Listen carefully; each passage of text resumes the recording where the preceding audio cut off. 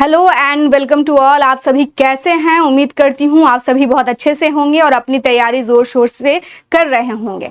मैं शाइस्ता यहाँ पर आप लोगों को हिस्ट्री पढ़ा रही हूँ। हिस्ट्री में भी मॉडर्न इंडिया की क्लास आपको यहाँ पर दी जा रही है। और आपको मालूम है कि बिहार के एग्जामिनेशन में, किसी भी एग्जामिनेशन में अगर आप उठा कर देखें तो वहाँ पर हिस्ट्री जो है बहुत स्कोरिंग सब्जेक्ट है। खासकर अगर 71वीं बीपीएससी की तैयारी कर रहे हैं तो लगभग यहाँ पर 35 से 40 क्वेश्चन जो है आपकी हिस्ट्री से आते हैं। तो इसीलिए मैं यहाँ पर आप लोगों को इस तरह से हिस्ट्री पढ़ा रही हूँ ताकि आपका जो कॉन्सेप्ट है वो क्लियर भी होता रहे और साथ ही आपके फैक्ट्स भी तैयार होते रहें। तो कोशिश कीजिए कि सभी वीडियोस को शुरू से लेकर के आखिरी तक देखते रहिए, क्योंकि आपको मालूम है कि इस प्लेटफॉर्म पर जितने भी वीडियोस जा रहे हैं वो सभी की सभी वीडियोस फ्री हैं आप लोगों के लिए। और हमारी कोशिश है कि जो भी स्टूडेंट्स कहीं ना कहीं से वित्तीय अभाव के कारण कोर्सेज नहीं परचेज कर पा रहे हैं तो उन्हें निराश होने की ज़रूरत नहीं है, क्योंकि यहाँ पर सारी क्लासेस फ्री है। तो आप कोशिश करें कि जितने भी हिस्ट्री के लेक्चर डिलीवर किए जा चुके हैं यहाँ पर आप उसे क्या करें, उसे ज़रूर देखें। आज हम बात करेंगे रिवोल्ट ऑफ 1857, यानी कि 1857 की जो क्रांति है, कई बार इसे विद्रोह भी कहा जाता है स्टूडेंट। आज हम इसके बारे में बात करेंगे। ये पोर्शन आपका बहुत इंपॉर्टेंट भी हो जाता है, क्योंकि बिहार के अगर संदर्भ में देखें तो बाबू कुंवर सिंह की इसमें भूमिका बहुत बढ़ चढ़ कर है। और 1857 की क्रांति को कई बार जो है the first war of independence भी कहा जाता है। लेकिन खैर उस पर एक डिबेट है कि ये फर्स्ट वार ऑफ इंडिपेंडेंस था या नहीं था, उस पर हम लोग बाद में बात करेंगे।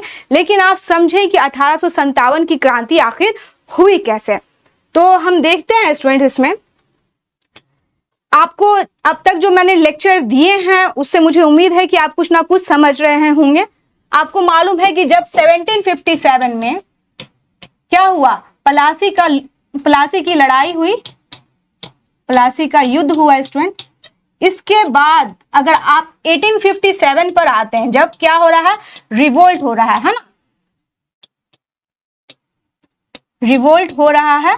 जब आप यहां पर आते हैं तो इस दरमियान आपने कितने साल पूरे कर लिए हैं? 100 साल जो है पूरे हुए हैं। किसके अधीन?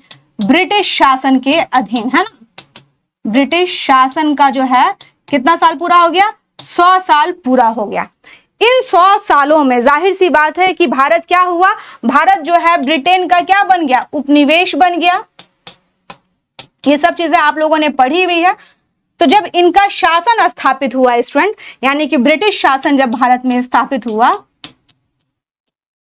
ब्रिटिश शासन के अंतर्गत हम देखते हैं भारत जो है, अब कोई भी पॉलिटिकल पार्टीज अगर आती है, या पार्टीज छोड़िए, कोई भी पॉलिटिकल पावर अगर कोई गेन करता है तो वो हमारे देश को बहुत तरीके से प्रभावित करता है।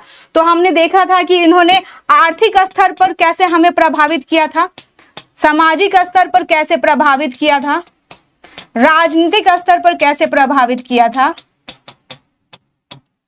तो चाहे शैक्षणिक, मतलब बहुत सारी चीजों के स्तर पर जो है इन लोगों ने हमें बहुत प्रभावित किया। और ये प्रभावित जो करना हुआ वो सकारात्मक ढंग में भी हुआ, अच्छे सेंस में भी हुआ, और थोड़ा अच्छे सेंस में हुआ, मैं जरूर बोलूंगी। और ज्यादातर इसका क्या हुआ, नेगेटिव इंपैक्ट पड़ा। तो अब हम बात करते हैं कि ये जो 100 सालों का सफर था ब्रिटिश काल के दौरान, और उसके बाद हम क्या देख रहे हैं, 1857 की क्रांति, या आप इसको विद्रोह कर सकते हैं, विद्रोह कह सकते हैं। देखिए,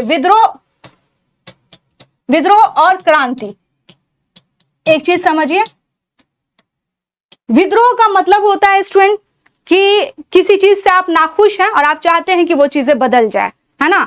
इनकी इकोनॉमी पॉलिसी अच्छी नहीं है, हमें पसंद नहीं है, इन्होंने हमारे समाज में बहुत इंटरफेयर किया, ये पसंद नहीं, ये चेंज हो जाए, इन्होंने राजनीतिक हस्तक्षेप करके कुछ चीजें बहुत उलट फुलट कर दी।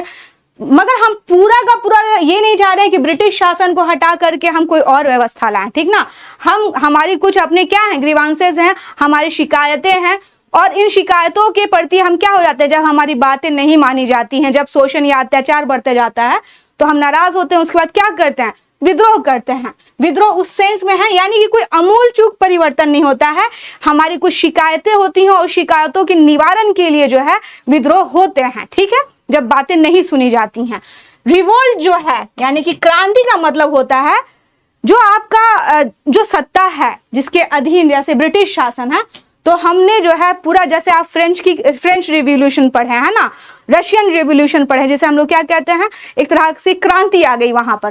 क्रांति का मतलब हुआ कि जैसे पहले वहां पर राजतंत्र था, उसके बाद क्या आ गया, उसके बाद जो है वहां पर साम्यवादी व्यवस्था आ गई। पहले राजतंत्र था तो फिर डेमोक्रेटिक व्यवस्था आ गई, यानी सत्ता का ही पूरा का पूरा बड़े पैमाने पर चेंज। तो इसीलिए 1857 की जो क्रांति है, इसके नेचर को लेकर के जो है कई बार बहुत सारी बातें की जाती हैं कि ये एक्चुअली विद्रोह था, ये क्रांति नहीं था। क्योंकि क्रांति अगर होती तो ये जो है पूरा बेसिक स्ट्रक्चर ही चेंज हो जाता, ये पावर नहीं रहती यहाँ पर, मगर हम देखते हैं ऐसा होता नहीं है। फिर भी बहरहाल ये ऐसा विद्रोह भी नहीं था जो सिर्फ एक क्षेत्र में था, ये भारत के अन्य जगहों पर फैला। भारत की बड़ी जनसंख्या, स्पेशली कह सकते हैं किसान, मजदूर, है ना, और आप ये कह सकते हैं जो बहुत सारे जमींदार भी थे और बहुत सारे सैनिक जो थे, उन लोगों ने पार्टिसिपेशन किया था। तो इसलिए इसे कई बार जो है इसको लेकर के कंट्रोवर्सी होती है कि नहीं, इसका जो व्यापक स्तर पर इन लोगों ने विरोध दर्ज कराया था। अब हम समझते हैं, मैंने आपको बताया कि ये कितने सालों का सफर है, 100 सालों का सफर है। अब आप देखिए, ये 1857 की क्रांति के ही कुछ पिक्चर्स हैं जो बनाए गए हैं। ये अभी आपको मैं बताऊंगी कहानी, तब आप समझ पाएंगे। देखिए, अभी मैंने कहा कि इसके नेचर, यानी कि इसकी जो है, इसके नेचर को, इसकी प्रकृति को लेकर अलग अलग लोगों में अलग अलग विचारधाराएं हैं। आप सोच रहे होंगे कि मैं ऐसी बातें क्यों पढ़ा रही हूं। एक्चुअली आपसे पूछ सकता है कि इसे सैनिक विद्रोह किसने कहा। ज्यादातर जो ब्रिटिश थे उन्होंने इसे कंसीडर किया कि यह सिर्फ एक सैनिक विद्रोह था, क्योंकि ये सीमित स्तर पर हुआ था और सेना में इस विद्रोह को ज्यादा देखा गया था, इसलिए ये सैनिक विद्रोह था। अगर कोई ये कह रहा है कि पूरा राष्ट्रीय आंदोलन था, तो ऐसा कुछ नहीं था। और ये कौन कह रहे हैं स्टूडेंट, यह कह रहे हैं John Lawrence Seeley Holmes, sir Syed Ahmad Khan. इनका मानना था कि ये बेसिकली क्या था, एक सैनिक विद्रोह था, ये मान रहे थे। फिर इसे राष्ट्रीय विद्रोह, यानी कि नेशनल जो है, इसको माना गया कि ये एक तरह से राष्ट्रीय विद्रोह था, रिवोल्ट था। इसे कौन कहते हैं, अशोक मेहता और डिजेरेली जो हैं वह कहते हैं कि यह राष्ट्रीय विद्रोह था। एक तरह से हम मान सकते हैं इसको, कि भारत की जो जनता थी वो नाखुश थी और उसने अपना विद्रोह जो है, विद्रोह करके अपना विरोध दर्ज किया। लेकिन एक क्वेश्चन जो आपसे हमेशा आता है कि 1857 की क्रांति को किसने प्रथम स्वतंत्रता संग्राम कहा। यानी कि हमारी स्वतंत्रता की जो लड़ाई चलती है, अभी आप आगे वाली क्लासेस में देखेंगे, उसमें माना है कि ये हमारी पहली लड़ाई थी। और इसे किसने कहा है, वीडी सावरकर ने। वीडी सावरकर अपनी किताब जो है उसमें ये कहते हैं कि ये जो है, इनकी किताब का नाम है the first war of independence, the first war of independence. किसकी किताब है ये, वीडी सावरकर की। और इसमें इन्होंने पहली बार ये विचार देने वाले थे कि इन्होंने कहा कि यह क्या है, यह जो है एक हमारा भारत का पहला स्वतंत्रता संग्राम है। ये वाले क्वेश्चन आपसे कई सारे एग्जाम में पूछता है, तो आपको ये चीजें याद रहनी चाहिए। और एक मजूमदार साहब हैं, आरसी मजूमदार साहब, यह कहते हैं ना तो यह प्रथम था, ना ही यह स्वतंत्रता संग्राम था, और ना ही यह राष्ट्रीय विद्रोह था। इनकी किताब का नाम है the sepoys mutiny and the revolt of 1857, है ना। तो इनकी किताब का नाम ये है स्टूडेंट। और इन्होंने कहा कि ऐसा है कि ये कोई राष्ट्रीय विद्रोह नहीं था और ना ही यह स्वतंत्रता संग्राम के लिए लड़ी गई लड़ाई थी। यह जो है, ये आप जिस तरह से बोल रहे हैं वो चीजें नहीं थी। और इसे किसने कहा है स्टूडेंट, इसे कहा है आरसी मजूमदार ने। इनकी किताब का नाम है sepoys mutiny and the revolt of 1857। मैं लिख दे रही हूं, sepoys mutiny and the revolt of 1857। ऐसा इन्होंने क्यों कहा, कहा कि पहली बात ये प्रथम नहीं है, ना तो ये स्वतंत्रता संग्राम है और ना ही यह राष्ट्रीय विद्रोह है। कहने का इनका तात्पर्य ये था, देखिए राष्ट्रवाद की अगर हम बात करते हैं तो राष्ट्रवाद जो है, एक चीज समझिए, जब आप एक साझी संस्कृति और साझी संस्कृति साझा करते हैं और आप लोग के अंदर ये कॉन्शियसनेस रहता है कि हम सभी लोग एक हैं, है ना। तो यानी कि भारतीय उपमहाद्वीप में रहने वाले सभी भारतीयों में ये अवेयरनेस हो कि हम सभी भारतीय हैं, हम सभी अंग्रेजों के द्वारा शोषित हो रहे हैं। और इसी के प्रति उन्होंने क्या कर दिया, स्वतंत्रता संग्राम शुरू कर दिया। तो इन्होंने कहा कि पहली बात तो ये कोई ये प्रथम नहीं था, इससे पहले भी कई सारे विद्रोह, सैनिक विद्रोह या कई सारे विद्रोह अंग्रेजों के खिलाफ हो चुके थे। दूसरी बात, ये पहला स्वतंत्रता संग्राम नहीं था। इन्होंने कहा कि ये स्वतंत्रता के लिए लड़ी नहीं गई थी। अब जैसे आप इसके बारे में डिटेल से मुझसे पढ़ेंगे तो आपको समझ में आएगा कि बहुत सारे लोग जो इसमें जिन्होंने पार्टिसिपेट किया था उनके अपने अपने उद्देश्य थे। कोई एक उद्देश्य के लिए कि हमें भारत को स्वतंत्र कराना है, ऐसी विचारधारा को लेकर के ये लड़ाई नहीं लड़ी गई थी, इसलिए इन्होंने इसे स्वतंत्रता संग्राम भी नहीं माना है। और दूसरा कहा इन्होंने कि यह राष्ट्रीय विद्रोह भी नहीं था। राष्ट्रीय विद्रोह जब हम कह रहे हैं तो इसका मतलब क्या हुआ कि इस विद्रोह का स्वरूप क्या होगा, अखिल भारतीय होगा, यानी पूरे भारत में जो है लगभग एक ही जो है हम देखते हैं पैमाना होगा इस विद्रोह का, जिसमें सभी जगह पर रिवोल्ट हो रहे होंगे। मगर ऐसा भी नहीं है। हम नॉर्दर्न इंडिया के पार्ट को अगर देखें तो वहां पर यह विद्रोह बहुत ज्यादा होता है, लेकिन सदर्न और बहुत सारे जो एरियाज थे जैसे कि आपका हैदराबाद हो गया, पंजाब हो गया, बंगाल हो गया, ये सब तो कहीं पहुंचा ही नहीं था इसमें विद्रोह, है ना। तो इन्होंने कहा है कि ऐसा है कि यह राष्ट्रीय विद्रोह भी नहीं था। किसने कहा? आरसी मजूमदार ने कहा। उनकी किताब है sepoys mutiny and the revolt of 1857। और एक और विचारक हैं, इनका नाम है होम्स। यह भी पश्चिमी विचारक हैं। इन्होंने कहा सभ्यता और बर्बरता के बीच संघर्ष। ये सभ्यता कौन है? अंग्रेज। आपको मालूम है कि वह अपने आप को क्या करते थे, वह अपने आप को सभ्य जो है घोषित करते थे कि हम सभ्य हैं। और भारत के लोग क्या हैं? बर्बर हैं, बर्बर जाति के लोग हैं ये लोग। आप कई बार सुनते होंगे कि ये क्या करते हैं, सपेरे हैं, और कई सारी रंग भेद नीति की वजह से ये लोग बहुत ज्यादा क्या थे, जजमेंटल थे भारतीयों को लेके कि ये लोग बर्बर हैं। तो इन्होंने कहा कि हम लोग बहुत कुछ अच्छा करना चाह रहे थे, कहां पर? इंडिया में, और इन बर्बर लोगों को पसंद नहीं आया, इसीलिए इन लोगों ने संघर्ष किया। तो इन्होंने कहा ये सभ्यता और बर्बरता के बीच में लड़ाई है। ये किसने कहा? होम्स ने कहा। और दूसरे एक कहते हैं आउट्रम और टेलर। इन्होंने कहा यह हिंदू मुस्लिम षड्यंत्र था। क्यों इसे हिंदू मुस्लिम षड्यंत्र कहा? एक्चुअली अगर आप 1857 के रिवोल्ट को देखें तो ये ऐसा विद्रोह था जिसमें भारत में जो है हिंदू और मुसलमान जो भी थे उन दोनों ने बहुत साथ मिलकर के इस विद्रोह को आगे बढ़ाया था। और बिल्कुल एक ताकत के रूप में जो है वो किसी तरह से भी क्या करना चाहते थे, अंग्रेजों को हराना चाह रहे थे वहां पर। तो ये बिल्कुल साथ मिल के लड़े थे। तो इन्होंने कहा कि ये हिंदू मुस्लिम षड्यंत्र था जो कि इसको ईसाइयों को यहाँ से निकालना चाह रहा था। तो ये सब जो है ये क्या है, ये प्रकृति के बारे में बात हो रही है कि 1857 की प्रकृति क्या थी, इसके अलग अलग कौन कौन से विचार इन लोगों ने व्यक्त किए और संबंधित व्यक्ति कौन है, ये सब आपको जानना जरूरी है, इसलिए मैंने लिख दिया। अशोक मेहता जिनके बारे में मैंने कहा, इनकी किताब का नाम है द ग्रेट रिबेलियन। ये सब आपसे पूछ सकता है।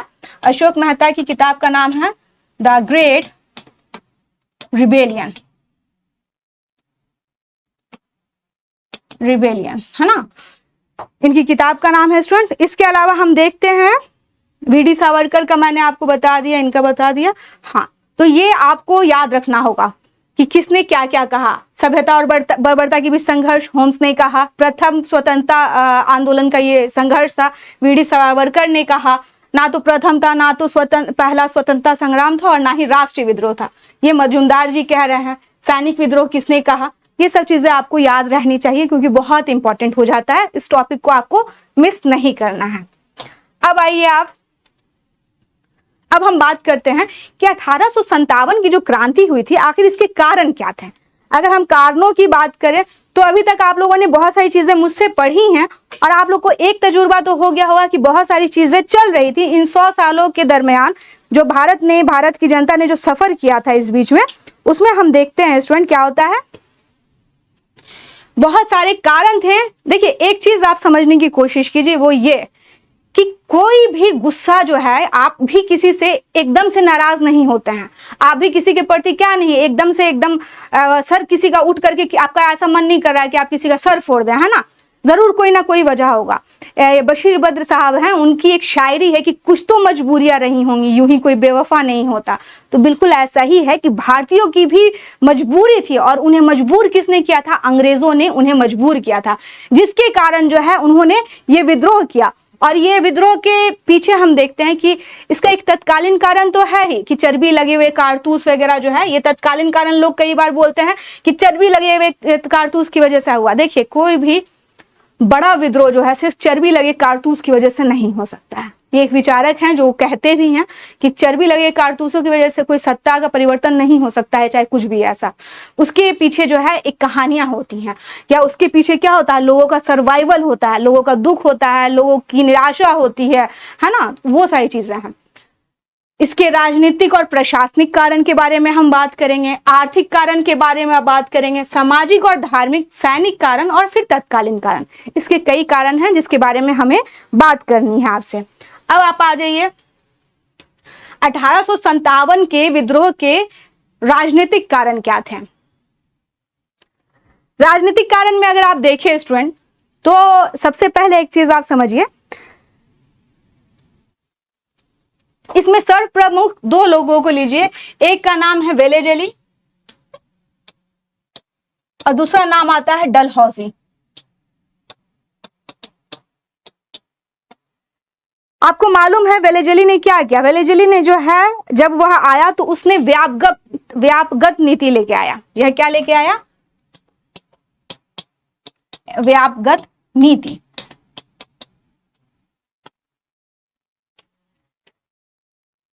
ये रुकिए, सॉरी, ये सहायक संधि लेके आया था स्टूडेंट, एक मिनट रुकिए। हाँ ठीक है। डलहौज वेलेजली जो था इसने सहायक संधि इंट्रोड्यूस की, वहीं डलहौजी ने यह व्यापगत नीति लेके आया। अब ये क्या है समझिए। भारत में आपको मालूम है कि मुगलों के टाइम पे क्या था, मुगलों के टाइम पर जो एक राजतंत्र था, और राजतंत्र में क्या होते हैं, कई सारे राजा होते हैं, कई सारे स्वतंत्र राज्यों के बारे में भी हम लोगों ने पढ़ा। लेकिन जब वेलेजली आता है तो वो सहायक संधि लेके आता है, और सहायक संधि में क्या था कि रियासतों के साथ एक संधि की जाती थी, और इस संधि के तहत क्या किया जाता था कि उनके यहाँ पर जो है अपनी सेना को उनके यहाँ पे रखवाया जाता था। इस तरह से वो कंट्रोल करने की कोशिश करते थे जो रियासतें थीं। तो ये कौन लेके आया? ये लेके आया वेलेजली। सबसे पहले हैदराबाद स्टेट था स्टूडेंट जिसने जो है क्या किया, वेलेजली की सहायक संधि पर हस्ताक्षर किया, और उसके बाद मैसूर हो गए, तंजौर हो गए, अवध, पेशवा, भोसले, सिंधिया, ऐसे कर करके इन लोगों ने प्रत्येक राज्यों पर क्या कोशिश किया कि कंट्रोल किया जाए।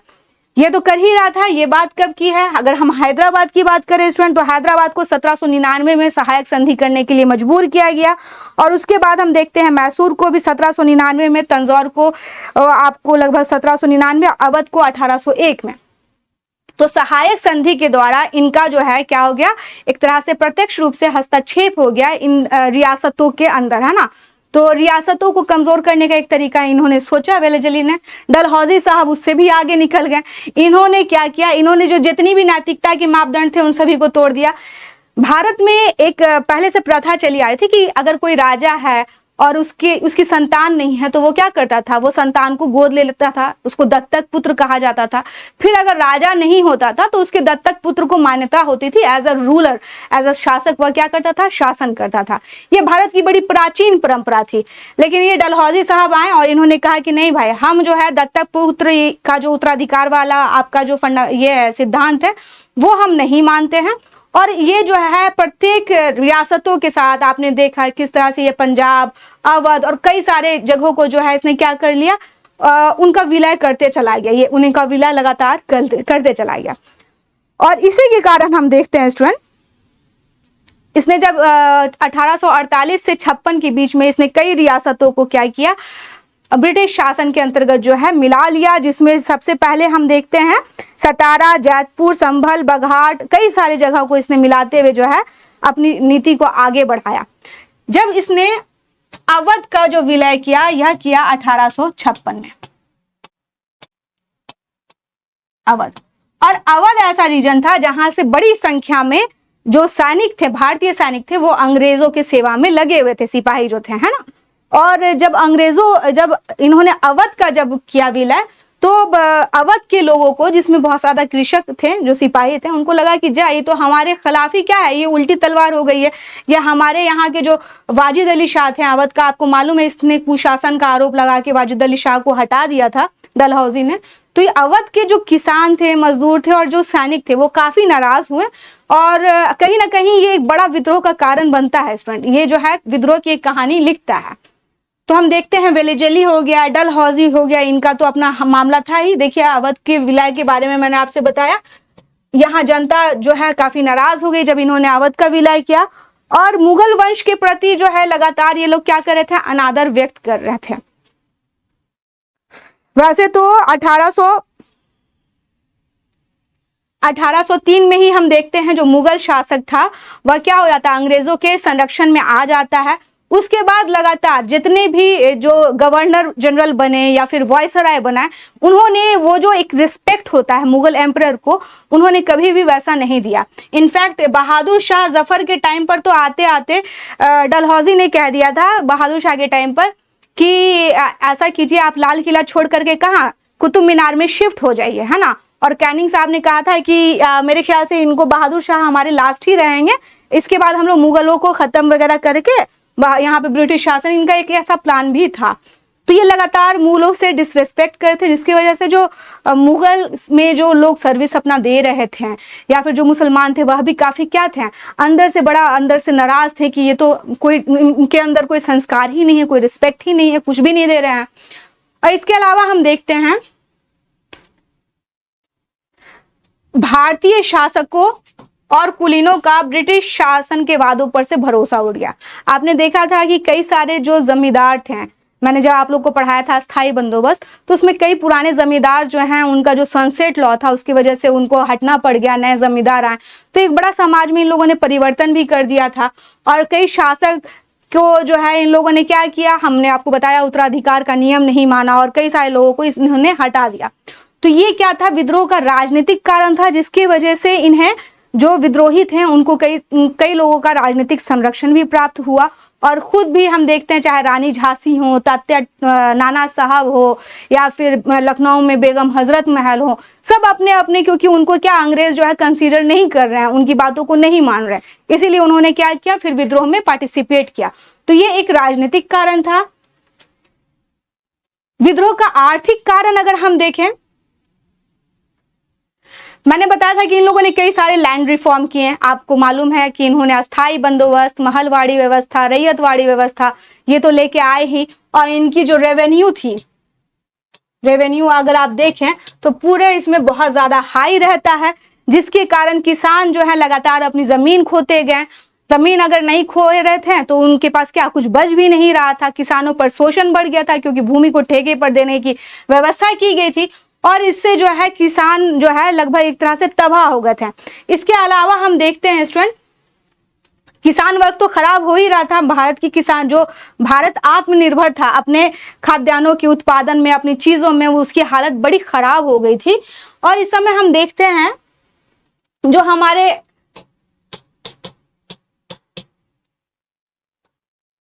हस्तशिल्प उद्योग था, हस्तशिल्प उद्योग से जुड़े हुए लोग, दस्तकारी से जुड़े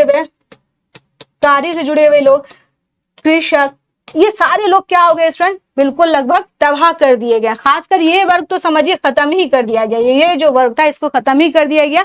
क्यों, मैंने बताया था कि इनका उद्देश्य क्या था अंग्रेजों का। शुरुआत में अगर आप 1757 से लेकर के 1813 तक देखें तो इनकी पूरी कोशिश थी, 1800 तक देखें तो इनकी पूरी कोशिश थी कि भारत से कच्चा माल लेना है और उसको कहाँ भेजना है, उसको ब्रिटेन भेजना है। वहां की फैक्ट्रीज में, क्योंकि वहां पे इंडस्ट्रियल रेवोल्यूशन आ गया था, तो वहां पे जो फैक्ट्रीज में चीजें बन रही थी उन सारी चीजों को जो सस्ती थी और मशीनों से बड़ी तादाद पे बनती थी, उन सभी चीजों को ला करके भारत में ये लोग डंप कर देते थे। अब एक बात बताइए, यहाँ पर अभी भी भारत में क्या था, हथकरघा था, क्योंकि इंडस्ट्री वगैरह तो इन लोगों ने विकसित नहीं की थी। तो जो बेचारे ट्रेडिशनल बुनकर वगैरह थे वो सब क्या हो गए, वो सब डिस्ट्रॉय हो गए, क्योंकि फैक्ट्रीज के सामान आ रहे थे, वो चीप थे, वो बेस्ट थे और इनको तो कोई संरक्षण भी नहीं मिला हुआ था। तो इसके कारण इनकी हालत बहुत खराब हो गई थी। तो एक बड़ा वर्ग जो था वह उसकी हस्तकारी, उसका शिल्प उद्योग वगैरह सब छीन गया था और भूमि पे लगातार क्या हो रहा था, बोझ बढ़ते जा रहा था। इसके अलावा हम देख रहे हैं जो ब्रिटिश फैक्ट्री में निर्मित वस्तुएं थी उसके सामने हाथ के जो बेचारे लोग जो हाथ से बुन रहे हैं, कढ़ाई कर रहे हैं, चाहे बुनाई कर रहे हैं, उनकी चीजें तो प्रतिस्पर्धा कर ही नहीं पाएंगे। ना ही हमारी चीजों को क्या किया गया, उनको प्रमोट किया गया। और हम देख रहे हैं कि इसी के कारण लोगों की आजीविका क्या हो रही थी, खो रही थी, क्योंकि भारत में क्या हो गया था, विऔद्योगिकरण, डी इंडस्ट्रियलाइजेशन मतलब होता है, विऔद्योगिकरण को डी इंडस्ट्रियलाइजेशन भी बोलते हैं स्टूडेंट। इसका मतलब होता है कि भारत में उद्योगों का विकास किया ही नहीं गया तरीके से। भारत में जो हस्तशिल्प उद्योग थे इस समय तक, उनको कन्वर्ट हो जाना चाहिए था किसमें, इंडस्ट्रीज में, मगर अंग्रेजों ने उन्हें करने नहीं दिया, तो इसकी वजह से वो क्या हो गया, डी इंडस्ट्रियलाइज हो गया भारत। यहाँ पे कोई इंडस्ट्रीज ही विकसित नहीं हुई। और इसके अलावा हम देखते हैं किसान तो पीड़ित थे ही। मैंने जमींदारों के बारे में बताया था, जो पुराने जमींदार थे, उनको क्या कर दिया जाता, जब वो कुछ रेवेन्यू नहीं जमा कर पा रहे थे तो उनको भी बेदखल कर दिया जा रहा था। इस तरह से कई सारे किसान और जमींदार जो थे वह इनके आर्थिक शोषण के शिकार हुए, और जिसके कारण एक लंबे समय से ये लोग क्या कर रहे थे, सरवाइव कर रहे थे। जब उनको 1857 की विद्रोह जब उन्होंने देखा तो उनके अंदर क्या था, पहले से ही एक गुबार भरा हुआ था, और वह क्या हुए, वह इस आंदोलन में या वह इस विद्रोह में जो है कूद गए। यही कारण है कि 1800 विद्रोह में हम देखते हैं कि किसान, मजदूर, जमींदार, कई सारे लोग, जो लोग एक्चुअली क्या थे, जो शोषण का शिकार हुए थे, उन्होंने इसमें पार्टिसिपेट किया। और जो लोग शोषण का शिकार नहीं हुए, जिन पर अंग्रेजों की छत्र छाया बनी रही, उन लोगों ने पार्टिसिपेट नहीं किया। अब आप आ जाइए 1857 के विद्रोह के सामाजिक और धार्मिक कारण। आपको मालूम है, मैंने पढ़ाया था कि 1813 का चार्टर आया, फिर उसमें चार्टर में प्रावधान किया गया कि हम क्या करेंगे, 1 लाख रुपया जो है यहाँ के साहित्य और बुद्धिजीवी वर्ग के पुनरुत्थान के लिए खर्चा करेंगे। अंग्रेजी शिक्षा को इंट्रोड्यूस किया गया, मैंने ये सारी चीजें आप लोग को पढ़ाई थी। और इसके अलावा जो है, जब नई एजुकेशन आ रही थी, नई चीजें आ रही थी, तो नए नए लॉज भी आ रहे थे। जैसे सती प्रथा के विरुद्ध बेंटिक साहब ने क्या ला दिया था, सती प्रथा के विरोध में एक एक्ट लेके आ गए वो। तो आप देखिए, सती प्रथा का उन्मूलन हो जाए कब, 1829 में, विधवा पुनर्विवाह 1856 में, ठीक ना। और ये इस तरह के जो सुधार हो रहे थे, लेकिन इस सुधार तो थे, ये वाकई सुधार थे, लेकिन भारतीयों के पास दिक्कत क्या हो रही थी, उस समय उनके पास शिक्षा नहीं थी। और एक चीज समझिए, सोसाइटी हमेशा से, जो भी कोई भी सोसाइटी एक रिजिड फॉर्म में लगभग रहती है, क्योंकि उसके बिलीफ चले आ रहे हैं, उसकी चीजें चली आ रही हैं। तो अभी तक तो अंग्रेजों का आर्थिक रूप में उनका हस्तक्षेप हो रहा था, या फिर राजनीतिक हस्तक्षेप वो बर्दाश्त कर रहे थे, लेकिन उन्होंने देखा कि ये तो क्या, हमारे धर्म में भी क्या कर रहे हैं, हस्तक्षेप कर रहे हैं। देखिए, सती प्रथा को बंद करवा दिया, विधवाओं को विवाह करने की अनुमति दे दी है ना। और इसके अलावा आप देखिएगा तो उन्होंने जो है बहुत सारे कानून इस तरह के लेके आए, जैसे कि दास प्रथा का उन्मूलन हो गया है ना। तो ये सब जब ये लॉ लेके आ रहे थे, या फिर कन्या भ्रूण हत्या के विरोध में जो है उन्होंने काम किया, तो ये सारी चीजें जो वैसे तो थी पॉजिटिव, लेकिन क्योंकि समाज जो था हमारा वो एक तरह से रिजिड फॉर्म में था, उनको सीधे ये लगा कि ये तो हमारे धर्म पे भी क्या कर रहे हैं, हमला कर रहे हैं। और इसके अलावा 1813 का जो चार्टर आया था स्टूडेंट, उसमें ईसाई मिशनरी जो थे उनको ये परमिशन दिया गया था कि ठीक है, आप भारत में जाकर के ईसाई धर्म का प्रचार प्रसार कर सकते हैं। तो वो लोग भारत में तो आ रहे थे, लेकिन जहां भी अकाल वगैरह पड़ते थे, अगर आप जानते हो तो भारत में 1837 के लगभग में उड़ीसा में जो बहुत बड़ा क्या हुआ, अकाल पड़ा, एक बहुत भयंकर अकाल जो है यहाँ पर पड़ा था स्टूडेंट। लगभग माना जाता है करोड़ों की संख्या में, लाखों की संख्या में लोग जो है इसमें मारे गए थे। तो ये जो है मारे गए, उसके बाद जो ये अकाल प्रभावित क्षेत्र होता था, इसमें क्या था, ये ईसाई मिशनरी जाके घूमते थे और फिर लोगों को अपनी अच्छी अच्छी बातें बताते थे कि क्या क्या बेनिफिट्स हो सकते हैं। तो इन सब से क्या हो रहा था, ये लोग जो धर्म परिवर्तन कराने की कोशिश भी कर रहे थे, जो पिछड़े क्षेत्र थे, जो अकाल प्रभावित क्षेत्र थे, इससे भी लोगों में क्या हुआ, एक अंदर से आ रहा था कि भाई हमारा धर्म भी क्या है, खतरे में है। और इनकी जो जाति व्यवस्था थी, ठीक है, धार्मिक प्रथा थी, इन सभी में इनको लग रहा था कि इनका बड़ा इंटरफेरेंस बढ़ रहा है, ये हमारे लिए ठीक नहीं है। हिंदू और मुसलमान दोनों को ब्रिटिश शासन के अंतर्गत क्या लग रहा था कि हम अपनी पहचान खो देंगे, क्योंकि ब्रिटिश एजुकेशन ये लॉन्च कर रहे हैं, पाश्चात्य शिक्षा लेके आ रहे हैं, मॉडर्नाइजेशन की बात कर रहे हैं, तो इससे हमारा कल्चर तो बचेगा ही नहीं, हम क्या हो जाएंगे, हम लोग हाशिए पे चले जाएंगे, ये लोग भारत को एक तरह से क्या कर देंगे, ईसाई बना देंगे। तो एक अंदर से जो था, एक सेंटिमेंट जो था अपने धर्म के कॉन्शियसनेस का, वह भी जो है लोगों के अंदर बैठा हुआ था। और जब यह विद्रोह हुआ तो ऐसे लोग जिनको ये चीजें लगती थी, वो लोग भी इस विद्रोह में शामिल हुए। अब बात करते हैं इनके सैन्य कारण क्या थे। सैन्य कारण के अंतर्गत देखिए, अगर हम देखें यूरोपियन और इंडियन, इनका रेशियो जो था सेना में, ये लगभग होते थे स्टूडेंट, मान लीजिए 2:5। तो भारतीय इसमें 5 होते थे, यह 2 होते थे। फिर भी जो भारतीय थे वह सूबेदार के रैंक से अधिक नहीं जा सकते थे, इससे आप ऊपर जा ही नहीं सकते हैं। कॉर्नवालिस भी ऐसी व्यवस्था लेके आता है कि आप बहुत हायर पोस्ट पे जो है भारतीय नहीं रखे जाते थे। तो इनकी जो एक क्या थी, एक भेदभाव की नीति थी, वह सैनिकों में बहुत रोष उत्पन्न करती थी। और हम देखते थे कि जितने भी ऊंचे पद थे उस पे यूरोपीय लोग ही रहते थे, आरक्षित था उनके लिए। और सिपाहियों को अगर आप देखें तो जैसे कि उनको बर्मा में कहा गया कि आपको बर्मा जाना, तो सैनिकों ने कहा नहीं भाई, हम बर्मा नहीं जाएंगे क्योंकि हमें समुद्र पार करना पड़ता है। तो भारतीय लोग थे, भारतीय सिपाही थे, और हिंदू धर्म के अकॉर्डिंग समुद्र पार करना जो था मना था। तो इसमें कई सारे सिपाही जो थे उनको लगता था कि ये तो हमारे मान्यताओं पर, हमारे विश्वासों पर क्या कर रहे हैं, आघात कर रहे हैं। और इसके साथ ही जो है ये लोग बहुत सारे प्रयोग कर रहे थे, जो इनके गन्स वगैरह आ रहे थे उसमें माना जा रहा था कि क्या पशुओं की इन लोगों ने चर्बी का जो है उसमें यूज किया हुआ है। तो इससे हिंदू और मुसलमान दोनों खफा थे कि हम ऐसा तो नहीं कर सकते हैं। और सिपाहियों को अंग्रेजों द्वारा हमेशा क्या किया जाता था, अपमानित किया जाता था, धोखा दिया जाता था, उनके साथ खराब व्यवहार किया जाता था। इनफैक्ट उनको खाना अच्छा नहीं दिया जाता था, अच्छे पैसे नहीं दिए जाते थे। तो इन सब ने क्या किया था, सैनिकों को बहुत डिमोटिवेट कर रखा था। उनको मालूम था कि हमारी स्थिति बड़ी खराब हो रखी है। अब हम देखते हैं ये सारे कारण क्या थे, बैकग्राउंड में एक लंबे समय से ये प्रोसेस चल रहा था। समझिए कि ये लोग क्या है, जैसे आपका कोई दिल दुखाते रहे, लगातार दुखाते रहे, आप थोड़ा बर्दाश्त करेंगे, थोड़ा थोड़ा थोड़ा थोड़ा करके। अब उसने अचानक से कुछ ऐसा कर दिया तो आप क्या हो जाएंगे, एकदम साफा हाथ करना नहीं चाहिए वैसे। आप क्या करेंगे, आप तुरंत रिएक्ट कर देंगे, देखो ऐसा हमारे साथ मत करो। या फिर वो आप क्या करेंगे, हो सकता है गुस्से में उसे हाथ थप्पड़ जड़ दें। यही होता है इसका तत्कालीन कारण। हम देखते हैं स्टूडेंट, तत्कालीन कारण क्या था।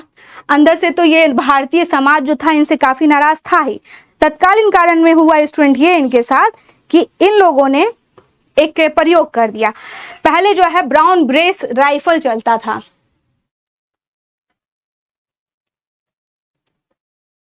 पहले जो है इनकी सेना में ब्राउन बेस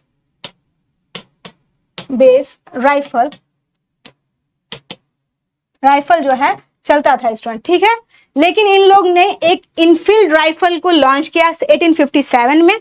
और यह जो है जहां बना था, माना जा रहा था कि वहां पर गाय और सुअर की चर्बी का क्या होता था, प्रयोग होता था। जब ये बात भारतीय सिपाहियों को पता लगी, भारतीय सिपाही जो थे उसमें बड़ी संख्या में जो है हिंदू और मुसलमान दोनों शामिल थे स्टूडेंट, और खासकर जो है अपर क्लास के जो हिंदू थे वो ज्यादा थे उसमें। तो उन्होंने कह दिया कि भाई हम क्या नहीं करेंगे, हम आपके राइफल्स यूज नहीं करेंगे। और इन लोगों ने इस राइफल को यूज करने से, यानी इसका उपयोग करने से मना कर दिया। और हम देखते हैं मेरठ में और कई जगह पर जो है सिपाहियों ने मना किया, विद्रोह किया कि हमें ये राइफल नहीं चाहिए। फिर भी अंग्रेज जो थे वो क्या कर रहे थे, मोटिवेट कर रहे थे इनको कि आप करिए ही। और इसी के बाद क्या होता है, यह क्रांति का रूप ले लेता है।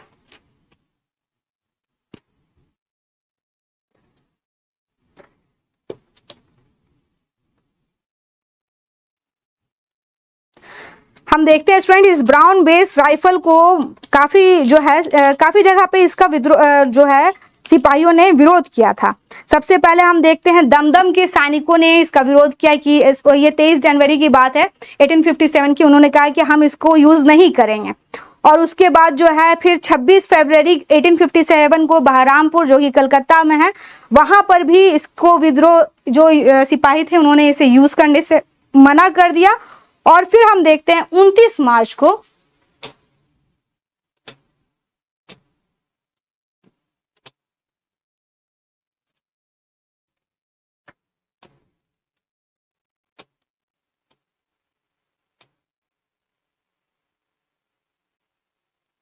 29 मार्च 1857 को बैरकपुर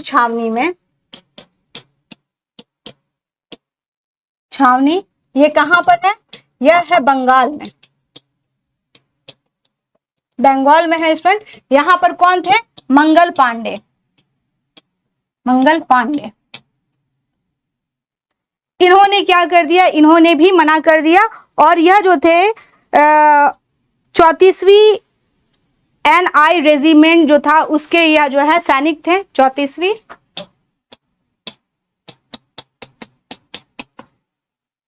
रेजिमेंट के यह क्या थे, सैनिक थे।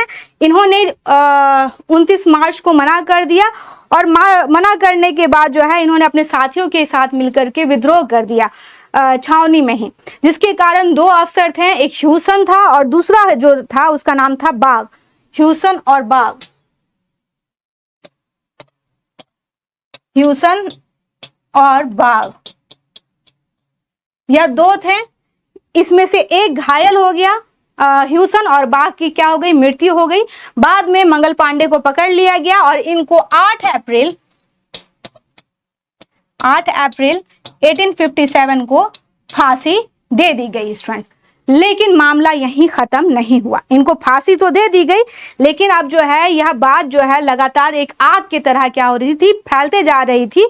और इसके बाद हम देखते हैं स्टूडेंट क्या होता है, शीघ्र ही जो है यह न्यूज कहां पहुंच गया, मेरठ पहुंच गया। और मेरठ के जो सिपाही थे उन्होंने भी क्या कर दिया, मना कर दिया, उन्होंने कहा कि हम नहीं करेंगे।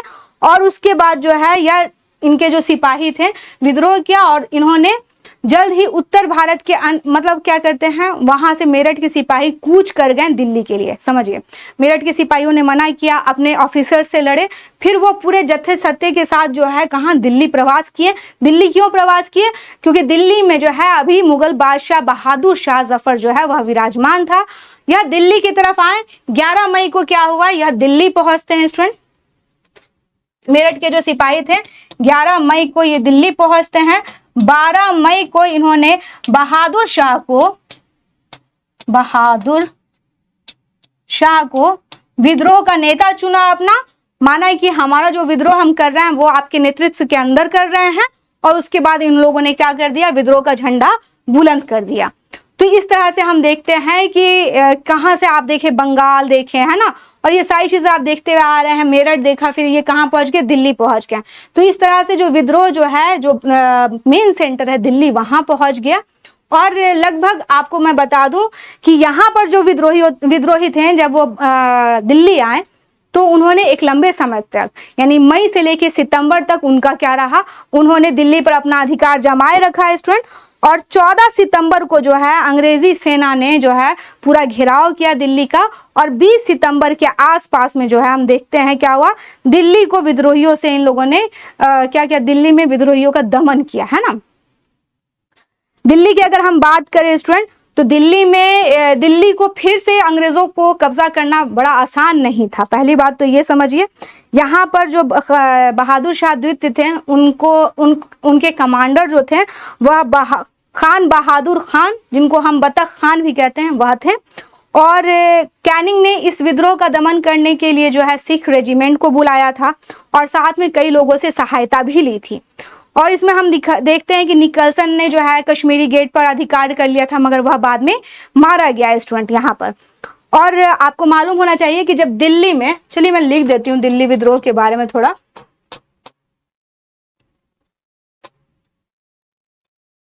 जब तक ये जाए।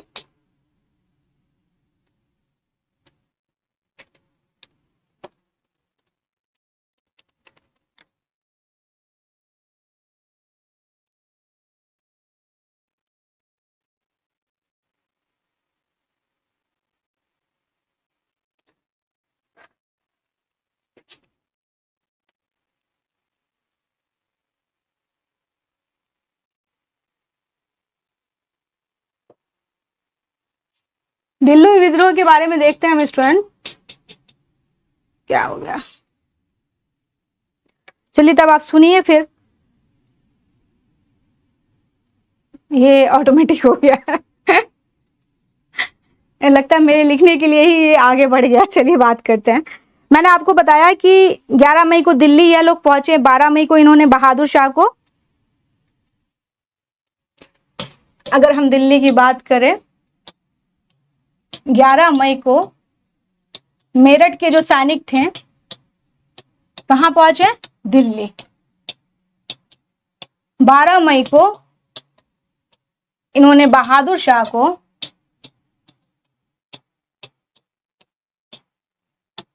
शाह द्वितीय को क्या किया, नेतृत्व प्रदान किया। नेतृत्व मतलब माना कि आप ही के नेतृत्व में हम क्या कर रहे हैं, यह विद्रोह कर रहे हैं। और लगभग कब तक, 14 सितंबर 1857 तक विद्रोहियों का जो है पूरा नियंत्रण किस पे रहा, दिल्ली पर रहा। बाद में जो है दिल्ली पर रहा। बाद में जो है 14 सितंबर को कैनिंग ने सहायता मांगी, निकलसन को बुलाया गया यहाँ पर, और निकलसन जो है वह क्या किया, उसने कश्मीरी गेट पर जो है अधिकार कर लिया और दिल्ली में बहुत बड़ा कत्लेआम मचाया गया स्टूडेंट, है ना, बहुत ज्यादा जो है कत्लेआम मचाया गया। उसके बाद हम देखते हैं स्टूडेंट, दिल्ली में हडसन ने क्या किया था, विद्रोह का दमन किया था। इसने बहादुर शाह को तो गिरफ्तार किया ही, बहादुर शाह को तो गिरफ्तार किया ही, इनके 2 बेटे और एक पोता, इन तीनों को जो है इसने गोली मार दी लाल किले के सामने। इनके बेटे का नाम था मिर्जा मुगल और मिर्जा ख्वाजा सुल्तान, इनके पोते का नाम था अबू बकर। इन सभी को हडसन ने दिल्ली के लाल किले के सामने गोली मार दी स्टूडेंट। और इस तरह से हम देखते हैं दिल्ली पर इनका अधिकार हो गया, किसका, अंग्रेजों का, सितंबर में। अब हम बात करते हैं, दिल्ली का तो पतन हो गया। इसी तरह कानपुर के बारे में अगर हम बात करें तो कानपुर में जो है यह विद्रोह, देखिए आपके लिए डेट भी महत्वपूर्ण हो जाता है, मैंने यहाँ पे लिखा हुआ है, निकलसन मारा गया, हडसन जो है, हडसन और लॉरेंस ने है दिल्ली में क्या किया था, नेतृत्व किया था, बहादुर शाह द्वितीय थे। 4 जून को यह विद्रोह कहाँ पे शुरू हुआ, लखनऊ में। यहाँ पर बेगम हजरत महल थी। एक्चुअली आपको मैंने बताया था कि अवध का विलय कर लिया था अंग्रेजों ने और डलहौजी के टाइम पर। तो जो लास्ट नवाब थे वाजिद अली शाह, है ना, वाजिद अली शाह के जो बेटे थे बीरजिस कादिर, उनको यानी नवाबी अब मिलेगी नहीं, लेकिन उनकी माता जो थी, इनका नाम क्या है, बेगम हजरत महल। इन्होंने अपने, क्योंकि ये माइनर थे, इन्होंने अपने संरक्षण में जो है विद्रोह कर दिया।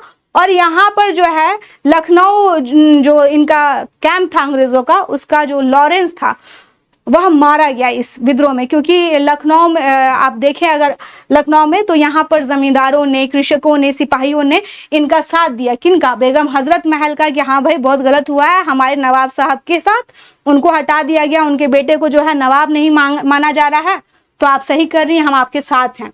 लेकिन बाद में किसी तरह जो है कॉलिन कैम्पबेल ने जो है 1 मार्च 1858 को जो है इस विद्रोह को दबा दिया। शुरू कब हुआ था लखनऊ में, 4 जून 1857 को।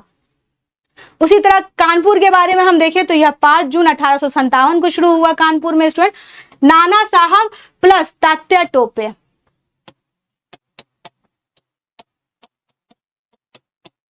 नाना साहब जो थे, यह आपको मालूम होगा कि पेशवाओं के दमन के बाद जो है नाना साहब को पेंशन मिलती थी, लेकिन इनका पेंशन बंद कर दिया गया था।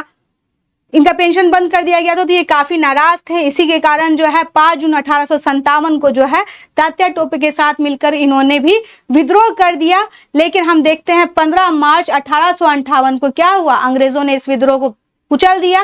कैम्पबेल और हैवलॉक ने जो है यहाँ पर नियंत्रण स्थापित किया। एक चीज और याद रखेंगे आप, नाना साहब जो है यह तो कहाँ भाग गए, यह नेपाल भाग गए। तात्या टोपे जो है फिर रानी लक्ष्मीबाई की तरफ चले जाते हैं और वहां पर उनका सहयोग करते हैं। रानी लक्ष्मीबाई 5 जून 1857 को इन्होंने विद्रोह शुरू किया। क्यों?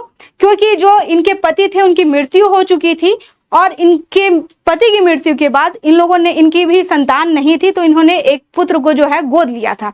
लेकिन उस पुत्र को अंग्रेज मान्यता नहीं दे रहे थे, उत्तराधिकार नियम को खत्म कर दिया था। तो इसीलिए रानी झांसी जो है किसमें, लड़ाई में उनको आना पड़ा और उन्होंने बड़ी वीरता के साथ क्या किया, इस लड़ाई को लड़ा। और बाद में जो है हम देखते हैं रानी झांसी में लड़ रही थी, बाद में जो वहां पे ह्यूरोज से हारने के बाद जो है रानी कहाँ पहुंची, कंपिल पहुंची। फिर उसके बाद जब वह ग्वालियर आई तो ग्वालियर के जो राजा थे उन्होंने रानी का साथ नहीं दिया, लेकिन वहां के जो सैनिक थे उन्होंने रानी का साथ दिया। लेकिन पर जो यहीं पर जो है, यहाँ पर हम क्या देखते हैं, ह्यूरोज से जो है लड़ते हुए रानी घायल हो गई, बाद में उनकी मृत्यु हो जाती है यहीं पर, कहाँ पर, ग्वालियर में। तो ये जो है 4 अप्रैल 1858 को जो है झांसी में क्या हुआ, यह जो है विद्रोह खत्म हुआ स्टूडेंट, रानी लक्ष्मीबाई की मृत्यु के साथ। फिर आप देखें इलाहाबाद में लियाकत अली के नेतृत्व में जो है विद्रोह किया गया और इसका दमन किसने किया, कर्नल नील ने किया। उसी तरह बनारस में अगर आप देखें तो बनारस में जो है यहाँ पे सेना और जनसाधारण जो है लड़ रही थी स्टूडेंट, और कर्नल नील ने ही जो है यहाँ पर क्या किया, इसे खत्म किया। बिहार में बाबू कुंवर सिंह जो है, बाबू कुंवर सिंह के नेतृत्व में जो है हम देखते हैं 1857 का विद्रोह जो है वह जो सिपाही है वह इनके साथ आते हैं, फिर कुंवर सिंह लड़ते हैं। इनके बारे में हम लोग डिटेल में भी थोड़ा सा जानेंगे। इसी तरह पंजाब में जो है जनसाधारण वगैरह सब लड़े, यहाँ पे लॉरेंस ने उन्हें क्या किया, दबा दिया। फतेहपुर में अजीमुल्ला खां थे ये, और इनको जनरल रेनॉल्ड ने जो क्या किया, खत्म कर दिया स्टूडेंट, इनके विद्रोह को दबा दिया। फैजाबाद में मौलवी अहमदुल्ला, इन पर एक चीज याद रखिएगा, इन पर जो है 50,000 रुपए का इनाम रखा था। किसने, अंग्रेजी सेना ने, क्योंकि मौलवी अहमदुल्ला ने जो है इन्हें काफी क्या किया था, परेशान कर दिया था। इन्होंने कहा था कि किसी तरह से इसे पकड़कर हमें दीजिए, और बाद में जनरल रेनॉल्ड ने जो है मौलवी अहमदुल्ला को, ये लोग जिंदा तो पकड़ नहीं पाए, बाद में इन्हें गोली मार दी एक विद्रोह के दौरान ही, और मौलवी अहमदुल्ला की हत्या हो गई।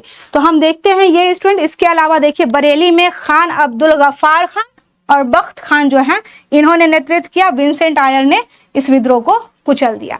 ये आपके लिए इंपॉर्टेंट है, इसे आप याद कर लेंगे क्योंकि ये सीक्वेंस में भी आपसे पूछ सकता है। और दूसरी बात ये है कि ये बहुत ज्यादा इंपॉर्टेंट है, कहाँ कहाँ पे विद्रोह हुआ, कैसे हुआ, क्या नहीं हुआ, ये सारी चीजें आपको जाननी चाहिए। चलिए अब हम बिहार की थोड़ी बात कर लेते हैं, बिहार में कैसे हुआ।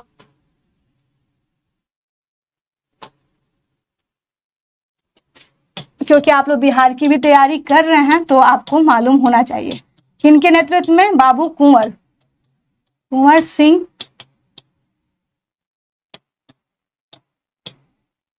बाबू कुंवर सिंह के नेतृत्व में विद्रोह हुआ कैसे स्टूडेंट। सबसे पहले जो दानापुर छावनी है वहां के सिपाहियों ने क्या कर दिया स्टूडेंट, दानापुर छावनी के जो सिपाही थे उन्होंने जो है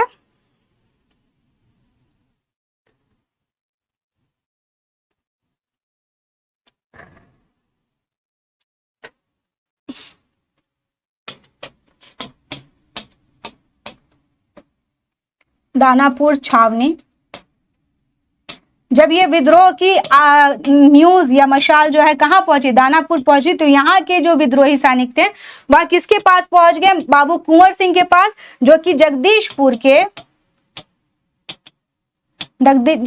के क्या थे, जमींदार थे स्टूडेंट। और इनसे कहा कि आप हमारा नेतृत्व करिए। बाबू कुंवर सिंह ने इनका साथ क्यों दिया, बाबू कुंवर सिंह ने इनका साथ इसलिए दिया, इनकी एज बहुत ज्यादा थी। सबसे पहली बात ये 80 वर्षीय थे और इनकी एज बहुत ज्यादा थी। इन्होंने जो है इसलिए इनका साथ दिया क्योंकि यह चाहते थे कि अंग्रेजों की सहायता से जो है अपनी जमींदारी का जो प्रबंध है वह जो है बोर्ड ऑफ रेवेन्यू को सौंपना चाहते थे, क्योंकि उनकी आर्थिक हालत अच्छी नहीं थी। लेकिन इनके प्रपोजल को अंग्रेजों ने माना नहीं था, जिससे ये नाराज हो गए। और जब दानापुर छावनी के सिपाही इनके पास आए, इनको कहा कि आप नेतृत्व कीजिए, तो इनकी ऐसे भी माली हालत क्या थी, बहुत अच्छी नहीं थी, और वो यह नाराज भी थे, और जिसके कारण इन्होंने क्या किया, उनका साथ दिया। और जगदीशपुर कहाँ पड़ता है, जगदीशपुर पड़ता है स्टूडेंट शाहबाद। अगर आप पटना वाला रीजन देखें, इसके पास में शाहबाद, दानापुर, मुजफ्फरपुर है ना, मुजफ्फरपुर, दानापुर, शाहबाद, आरा,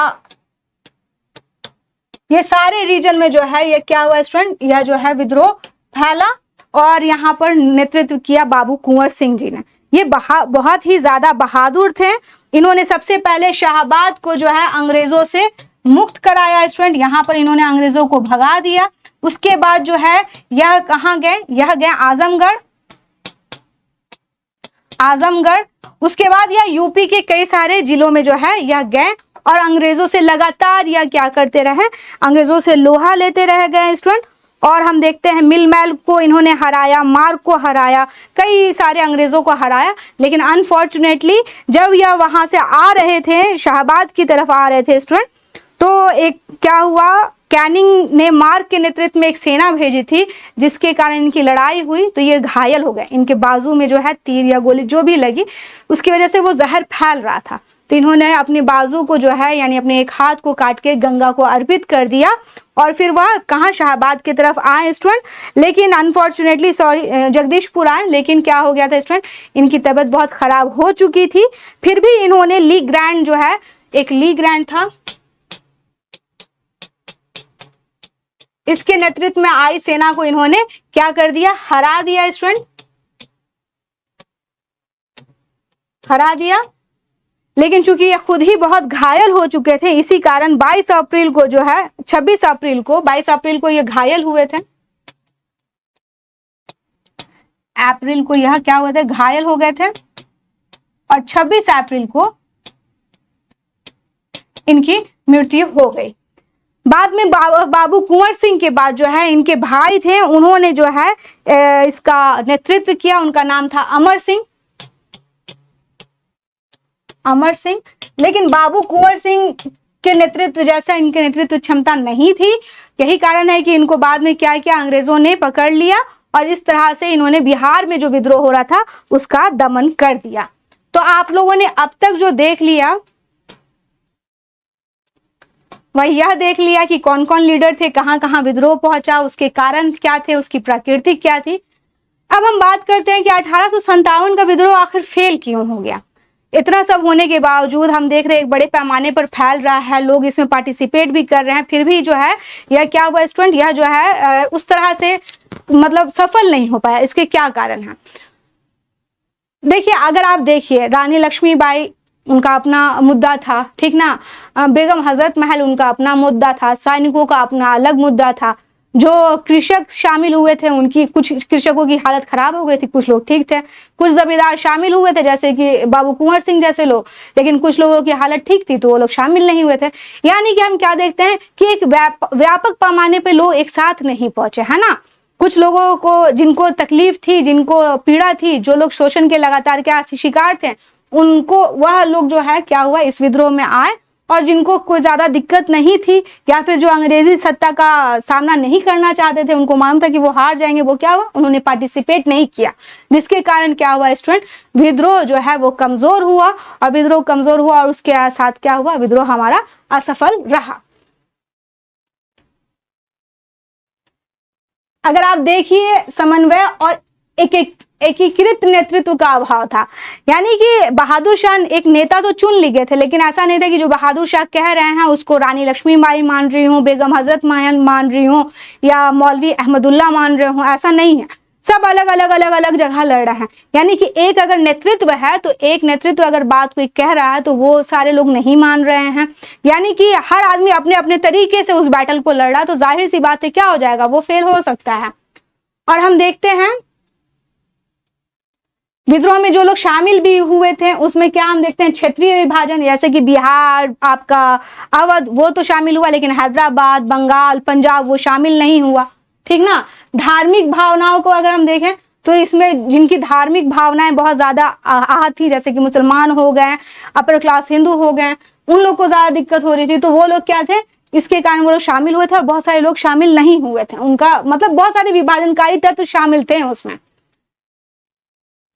अगर आप देखिए कि जो विद्रोही थे उनके पास संचार व्यवस्था वैसी नहीं थी, जिस तरह से आप अंग्रेज से लड़ने जा रहे हैं, उनके पास क्या है, उनके पास बड़ा अभी तक डाक तार, इन सब रेलवे सबका विकास कर दिया है, लेकिन विद्रोही जो है ना उनके पास अच्छी टेक्नोलॉजी के हथियार हैं और ना ही उनके पास अच्छा कम्युनिकेशन का साधन है, जिसके कारण क्या हुआ, विद्रोह जो है, विद्रोह का जो प्रसार है वह धीमा पड़ गया। और यही कारण है कि लोग को बाद में कई बार क्या होता है, यहाँ पे रिवोल्ट हो गया, बाद में लोगों को पता चला अच्छा ऐसा हो रहा था, तो लोग जुड़ भी नहीं पाए, कम्युनिकेशन गैप इस तरह से था। और भारतीय शासकों और कुलीनों का वर्ग से व्यापक समर्थन का अभाव था यहाँ पर। वही जमींदार और वही शासक ने क्या किया, पार्टिसिपेट किया जो लोग प्रभावित हुए। बड़े पैमाने पर आप देखिए पटियाला, नाभा, जींद, हैदराबाद, बंगाल, इन सब के जो शासक थे स्टूडेंट, उन लोगों ने तो पार्टिसिपेट ही नहीं किया, बल्कि उन लोगों ने क्या किया, अंग्रेजों को सहयोग भी दिया, धन बल सब चीजों से कि आप क्या करें, विद्रोह को शांत करवाएं। तो इस तरह हम देखते हैं कि यह जो है व्यापक तौर से जो कुलीन वर्ग था, शासक वर्ग था, उसका भी सपोर्ट नहीं मिला। अब मैंने कहा आधुनिक हथियार तो थे भी नहीं, और सैन्य प्रशिक्षण भी क्या था, सीमित था, क्योंकि सैन्य ज्यादातर इसमें गांव के लोग थे, कृषक थे, मजदूर थे, इस तरह के लोग थे जो लोग बहुत प्रशिक्षित नहीं थे।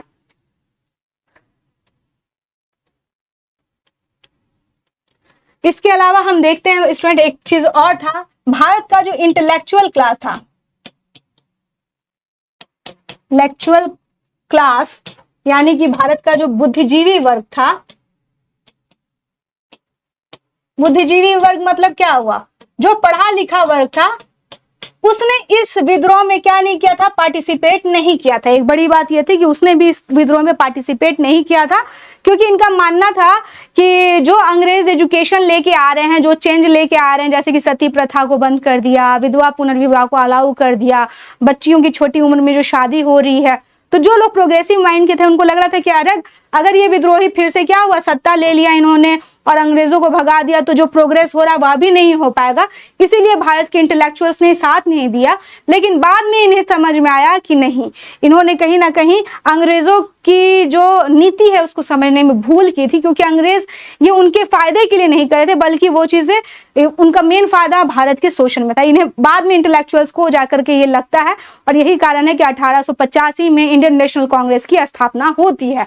और एक और चीज है, भारत में इस समय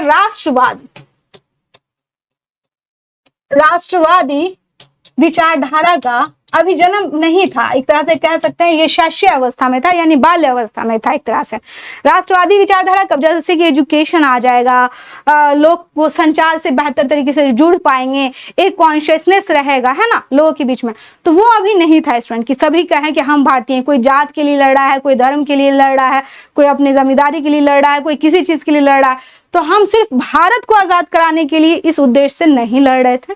तो भारत में अभी राष्ट्रवादी विचारधारा की भी क्या थी, अभी बहुत ही मतलब शैशव अवस्था में था। अब हम बात करते हैं कि आखिर इसका परिणाम क्या हुआ। 1857 की जो क्रांति हुई, आपने देखा कि बड़े पैमाने पर फिर भी फैला, और इसका परिणाम क्या हुआ स्टूडेंट।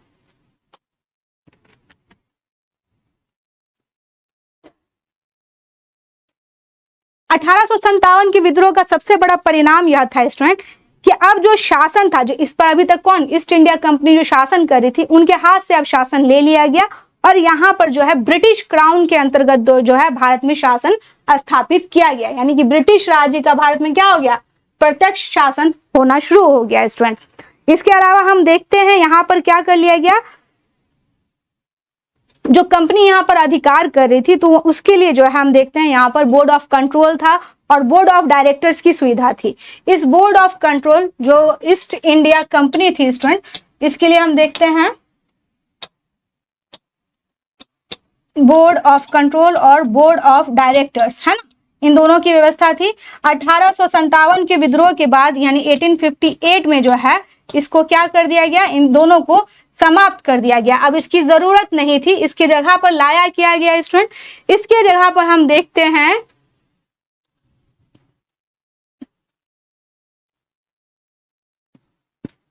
भारत सचिव की जो है घोषणा की जाती है स्टूडेंट। 1 नवंबर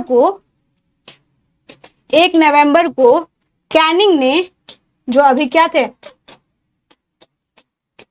गवर्नर जनरल थे, उनको वायसराय घोषित किया गया। इन्होंने रानी का उद्घोषणा पढ़ा स्टूडेंट, और इसके साथ ही क्या हुआ, महारानी का उद्घोषणा पढ़ने के साथ ही कंपनी का शासन जो है खत्म कर दिया गया। अब भारत में एक भारत मंत्री या भारत सचिव, भारत मंत्री या हम उसको क्या कह सकते हैं, भारत सचिव की नियुक्ति की गई। इसकी सहायता के लिए 15 मेंबर्स, एक काउंसिल बनाया गया जो कि क्या करेगा, अब भारत पर शासन करेगा। गवर्नर जनरल जो कैनिंग थे, अब तक 1858 में जो आता है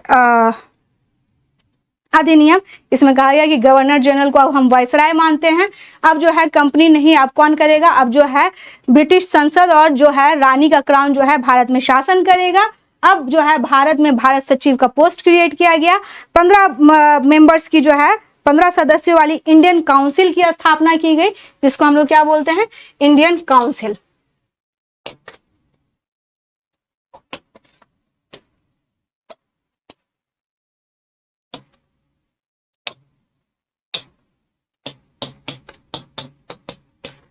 इंडियन काउंसिल, काउंसिल की स्थापना की गई। तो अब क्या हो गया, एक बड़ा परिवर्तन आ गया है स्टूडेंट। और इन्होंने कहा कि हम क्या नहीं करेंगे, अब साम्राज्य विस्तार भारत को हमें नहीं करना है कि हम क्या करें, हड़पते जाएं। इन्होंने कहा कि देसी रियासतों को आपको हम क्या करते हैं, आपको हम जो है अब आपकी मैटर में इंटरफेयर नहीं करेंगे। जो उत्तराधिकार लॉ था उसको फिर से इन लोगों ने बहाल कर दिया है कि हम इसमें अब हस्तक्षेप नहीं करेंगे। आपको जिसको उत्तराधिकारी बनाना है बनाइए, लेकिन आप हमारे अंडर में ही रहेंगे और आपको आराम से क्या करना, अपना शासन चलाना है, ब्रिटिशों को सहयोग देना है। और जमींदार जो थे इनके पहले से ही वफादार थे, तो इस तरह से ब्रिटिश शासन के अंतर्गत राजों और जमींदारों का इनको सहयोग मिला, क्योंकि इन्होंने अब अपनी पॉलिसी जो है चेंज कर ली थी स्टूडेंट।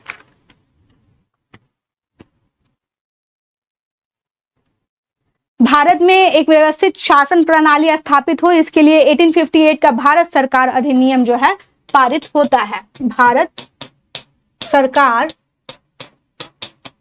अधिनियम पारित होता है 1858 का स्टूडेंट। ये सारी चीजें की गई। इसके अलावा आप देख लीजिए, कंपनी के शासन का अंत हो गया। भारत में ब्रिटिश शासन द्वारा सीधे जिम्मेदारी इन लोगों ने अपने हाथों में ली। और साथ हम देखते हैं, जो आपको मैंने बताया कि इन्होंने क्या किया, इन्होंने जो है अब गवर्नर जनरल को वायसराय घोषित किया और ब्रिटेन की महारानी विक्टोरिया ने भारतीय प्रशासन को अपने हाथों में ले लिया, जिसका प्रभाव ब्रिटिश सांसद पर भी पड़ा। अंग्रेजों द्वारा भारत के ऊपर धर्म और सामाजिक रीति रिवाजों और परंपराओं का सम्मान किया जाएगा। इन्होंने कहा अब हम नहीं इंटरफेयर करेंगे, क्योंकि इसकी वजह से बड़ा बवाल हुआ है। और इसके बाद जो है इन लोगों ने भारतीय शासकों के अधिकारों को मान्यता दे दी और साथ ही भारतीय रियासतों के दत्तक पुत्र यानी उत्तराधिकार वाला जो मामला था उसमें छूट दिया और व्यापगत सिद्धांत जो था, गत सिद्धांत, इसको समाप्त कर दिया स्टूडेंट। ये बड़ा चेंज हुआ। तो यही था आपका 1857 का रिवोल्ट जो आपने पढ़ा। अब हम बात करते हैं इस विद्रोह का। ये ऐसे तो हम देखते हैं ये विद्रोह क्या होता है, विफल होता है। एक तरह से यह 1857 का विद्रोह जिस उद्देश्य से हुआ था वो उद्देश्य तो प्राप्त नहीं हुए स्टूडेंट, लेकिन हम देखते हैं इसका क्या होता है, परिणाम एक और होता है। वह परिणाम क्या था स्टूडेंट, इसने भारत में राष्ट्रवादी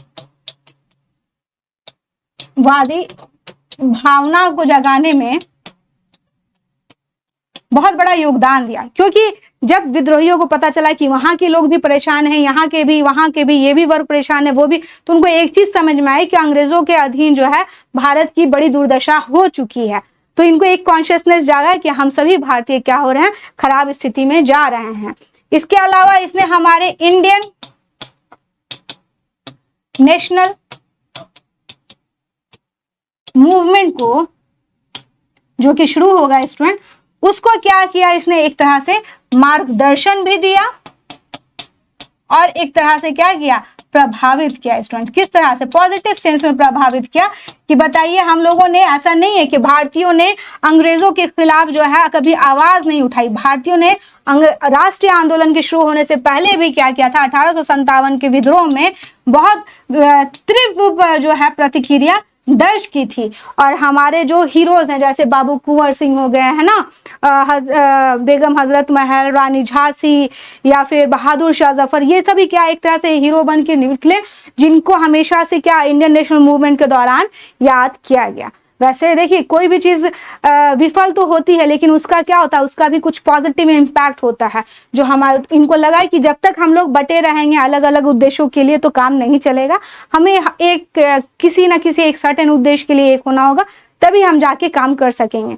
बुद्धिजीवियों को रियलाइज हुआ कि हम लोग जो सोच रहे हैं कि अंग्रेज क्या है, सिर्फ हमारे हक में अच्छा काम कर रहे हैं, ऐसा नहीं है। वो सिर्फ अपने स्वार्थ के लिए कर रहे हैं। अगर हमारे लिए कोई अच्छा कर सकता है तो हम भारतीय ही कर सकते हैं। हमें शिक्षित होना होगा, हमें अवेयर होना होगा, हमें अपनी कमजोरियों को जानना होगा और फिर हमें इसे चेंज करना होगा। कोई बाहरी जो है हमारे लिए कोई बहुत अच्छा करने वाला नहीं है। तो ये 1857 के कुछ बहुत पॉजिटिव परिणाम हैं जो आज तक लोगों को प्रभावित करते हैं। उम्मीद करती हूं कि आपको ये क्लास अच्छी लगी होगी। इस तरह से 1857 की क्रांति का जो आपका टॉपिक है वो कंप्लीट हुआ। और कोशिश कीजिए स्टूडेंट इन सारी चीजों को आप ध्यान से समझे भी और पढ़े भी सारे पॉइंट्स को। ये था आपका 1857 का रिवोल्ट। कोशिश कीजिए कि इसको क्लास को लाइक कीजिए, साथ ही अपने कमेंट्स जरूर दीजिए और इसके साथ ही आप क्या करेंगे, आप जो है इस चैनल को सब्सक्राइब कीजिए, क्योंकि फ्री क्लासेस है। तो आप लोगों से अगर कुछ लिया नहीं जा रहा है तो आप क्या कर सकते हैं, चैनल को सब्सक्राइब कर सकते हैं, है ना। जिससे हम लोग मोटिवेट होते हैं कि हाँ भाई आपको पढ़ाया जाए अच्छे से। तो आप लोग क्या करेंगे, चैनल सब्सक्राइब कीजिए और फिर मिलते हैं आप लोग से नेक्स्ट टॉपिक के साथ नेक्स्ट क्लास में। तब तक अपना ख्याल रखिए और अच्छे से तैयारी कीजिए। मुझे दीजिए इजाजत, धन्यवाद।